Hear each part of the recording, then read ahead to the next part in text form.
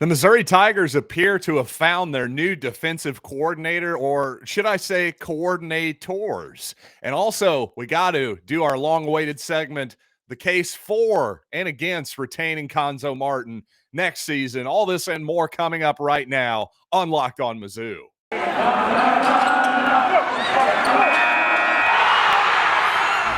You are Locked On Mizzou, your daily podcast on the Missouri Tigers. Part of the Locked On Podcast Network, your team every day.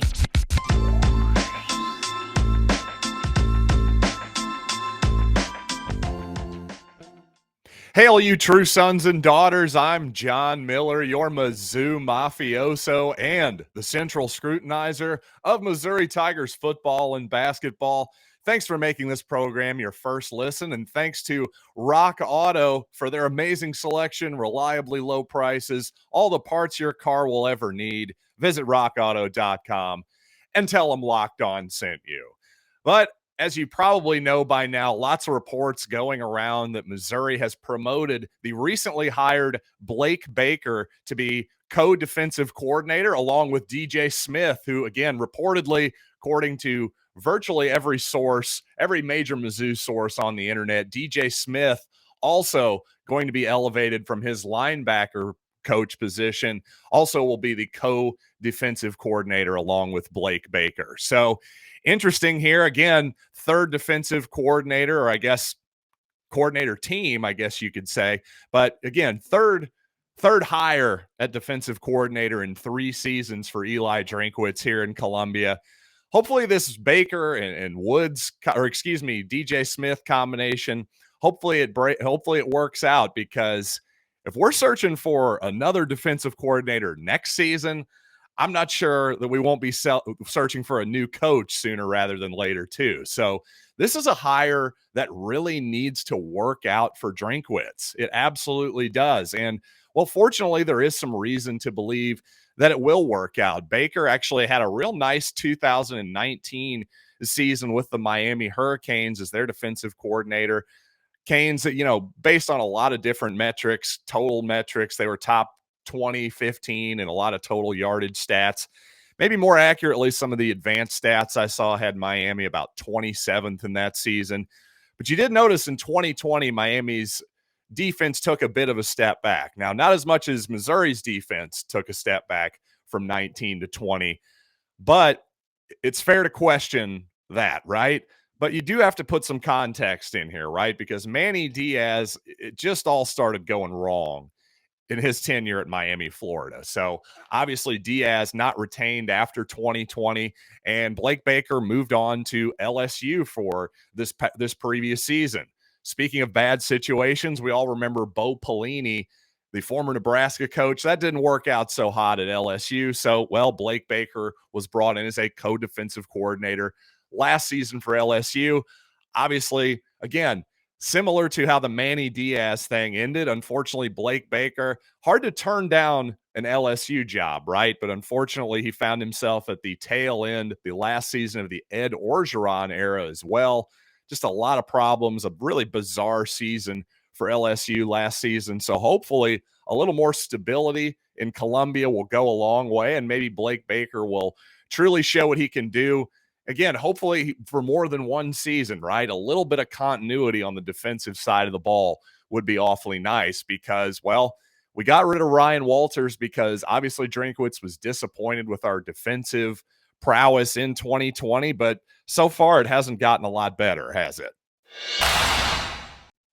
Now, again, it's a little bit curious that there hasn't been an official announcement by Mizzou about these coordinator positions yet. But again, based on everyone I follow, it sure seems like that's the direction we're heading. But we've also got, speaking of things that aren't official yet, well, the word on the street is that Marquis Robinson, a defensive lineman from Auburn, is certainly going to transfer from Missouri. That's all the information online. And, well, I've got a few sources of my own inside the university, and they say that Marquis is indeed enrolled in classes. He's taking classes as we speak on campus. So it'd be pretty shocking if he didn't wind up playing football for the Tigers this season, because, well, Why would he be enrolled in classes if he weren't? That would be kind of a shock. I will say Missouri did apparently, the admissions department, whatever it is, apparently had to pull some strings to get this kid eligible. So who knows? Maybe there are still some question marks there. That's the only thing I can possibly figure there. But along with Marquis Robinson, you've also got Ian Matthews, who didn't play as a true freshman for Auburn on their defensive line last season. So more of a developmental prospect is Matthews, I would say. Certainly not likely to start. Maybe he'll be fighting to get in that rotation along with guys like true freshman Marquise Gracial and Kyron Montgomery, the freshman from last season, who was getting a lot of talk, a lot of hype in the preseason, but unfortunately suffered an injury in the preseason that ended his 2021 campaign prematurely. But, just going back to Steve Wilks a little bit, the more I think about it, it really does just seem obvious that Wilks basically got what he didn't sign up for, right? Like he was thinking, okay, college football, here we go. This is going to be different than the NFL, right? Now, when I've imagined coaching before, I've often thought, I might rather just grind away in the film room, looking for strategic advantages than traveling around to different corners of the country and going to hole-in-the-wall public schools throughout the country and meeting with teenagers and their parents and stuff. That just doesn't appeal to me whatsoever. But you know what? Maybe that was okay with Steve Wilks. I just don't think he signed up for Mekhi Wingo, for instance, a guy he had talked up a lot during the season, a guy obviously he had tremendous amounts of faith in. Well, he just heads off to LSU, doesn't have to sit out a season, no problem. Well, if it's all just going to be free agency, well, heck, I can just go back to the NFL and deal with that there, just deal with pure football and not have to worry about all this recruiting nonsense, this whole name, image, and likeness, new world, the transfer portal. I just think that Steve Wilks, college football had changed so much in the last couple years, and certainly since he had last been in the sport circa 2005. I just got to imagine that he thought, you know what, this isn't what I signed up for. Let's head on back to the NFL. So if you want to take the optimistic side of the equation as far as, well, maybe it's not a big deal that we're looking for some weird circumstances here that are making Drinkwitz look for another defensive coordinator, well, that would certainly be the optimistic way of looking at it. And by the way, speaking of optimism, well, I hate to say it, you might have to truly be an optimist to think that Cuonzo Martin should definitely be retained after this season. But you know what? I am going to make that case coming up, and also the case against retaining Cuonzo Martin as well. So let's get into all that. But first, let's talk about one of our fine sponsors. And of course, that's Bet Online. Football season, it's finally over, right? The big game, it's in our rearview mirror. But basketball is, of course, full steam ahead for college and pro. So guess who has you covered? It's Bet Online with the best odds, totals, and player performance props you can find on the internet. Again, it's betonline.net, the number one spot for all of your sports betting needs. And not just basketball, of course. They've got hockey, boxing, UFC, and of course, Olympic coverage as well. So head to betonline.net on your mobile device to learn more about the trends and action. Again, that's BetOnline, where the game starts. So if you're in the camp, and I don't know how many people are still in this camp, but they're definitely out there, the people who really want to retain Cuonzo Martin as Missouri's head basketball coach still. And I'll just say, from my perspective, as somebody who's been to virtually all the home games this year, I missed Paul Quinn College, and I missed the snow-ridden afternoon Florida game. I wasn't able to go to that as well because I was, watching my daughter. The schedule change threw me off there. But I'll just say, as somebody who has made the effort and time to go to all these games, or 90% of them anyway, I've been fairly entertained with a few exceptions because, let's face it, most of the massive blowouts on the court have been road games so far. And as brutal as Illinois, Kansas, the previous Arkansas game were, and other games as well, for the most part, I've actually kind of enjoyed this season. I can't totally explain why. Now, a lot of it is just my emotional attachment to Kobe Brown and Javon Pickett. Again, that's one of the biggest parts of this sport to me, and something that is being lost currently, is getting to know some of these guys over the course of 3-4 seasons, and just feeling like you know them a little bit. Just guys that you root for. You get used to, back in the day, obviously Major League Baseball's dealt with this. Back in the day, you could, name the Cardinals or Royals starting 9 for years on end, seemingly, right? Obviously, we're in a little bit different of a world in pro sports, but if college sports is going to be just a lesser version of pro sports, that's a really big problem for me. See, one thing, it would also be really easy to make excuses for this year's Missouri club as well, because, well, you had a solid NCAA tournament caliber Missouri team last year that obviously lost a tremendous amount of seniors, had huge amounts of roster turnover. Xavier Pinson obviously transferred, went to LSU. Mark Smith transferred, but some of that's got to be on Cuonzo too. But at the same time, again, if you want to make the optimistic case here, you can say, you know what? Lots of college basketball programs have reset years, and this is certainly a reset year for Missouri. So if you want to make that case, go right ahead. The problem is I don't actually buy into it. So you know what? Coming up, we're going to have to make the negative case against Cuonzo Martin as well, the case against retaining him as coach for the following season. But you know what? First, I want to tell you about Rock Auto. This episode is brought to you by Rock Auto, and with the ever-increasing numbers of vehicles on the road, it's impossible for your local chain auto parts store to stock everything you could possibly need. So why waste your time going into those stores when you can simply open up your computer, your mobile device, type in rockauto.com, use their easy-to-navigate device, and within just a few taps, I promise you're going to find exactly what you were looking for, and you're going to get multiple options as well. So you're not just locked into one brand. No, they've got standard, economy, and even premium versions of just about every single part. So go to rockauto.com right now. See all the parts available for your car or truck. Right, Locked On in their How Did You Hear About Us box, so they know we sent you. Amazing selection, reliably, low prices, all the parts your car will ever need. rockauto.com.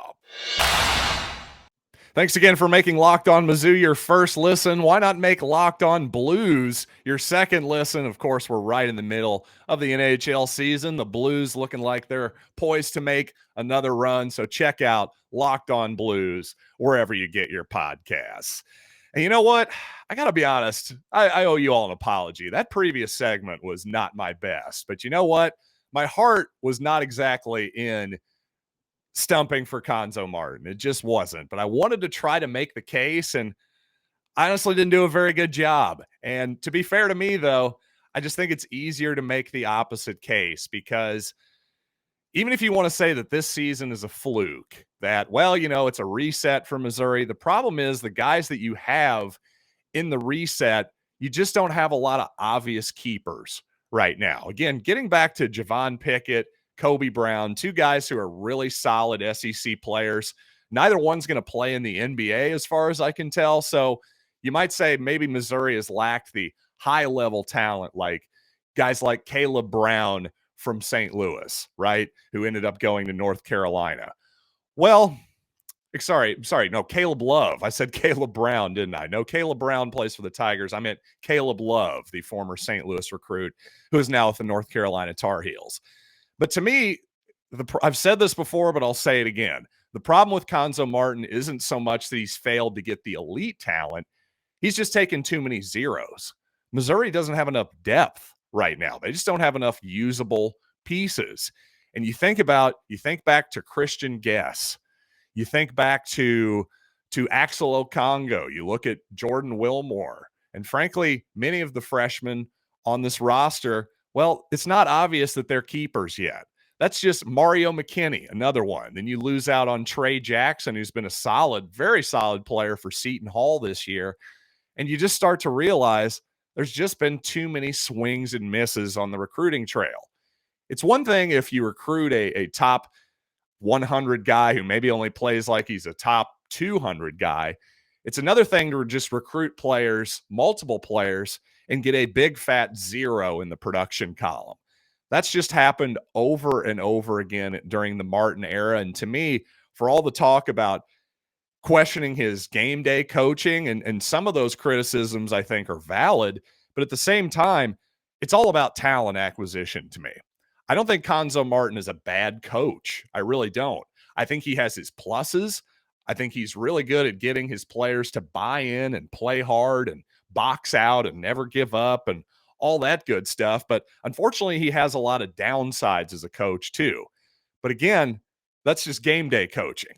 Ultimately, though, what's going to, in my mind, what's going to end the Cuonzo Martin era at Missouri, perhaps prematurely, is again the talent evaluation and then development. If you want to include development in there, we can do that too, because, well, quite honestly, Mark Smith is having his best season in quite a while for Kansas State right now too. So not only that, again, back to Trey Jackson, a kid who I was really high on a couple years ago when he was with Missouri as a freshman. Well, whatever reason, Cuonzo wasn't a huge fan of his, didn't play him as many minutes as I would have liked. And, well, he took his ball and went on down to New Jersey.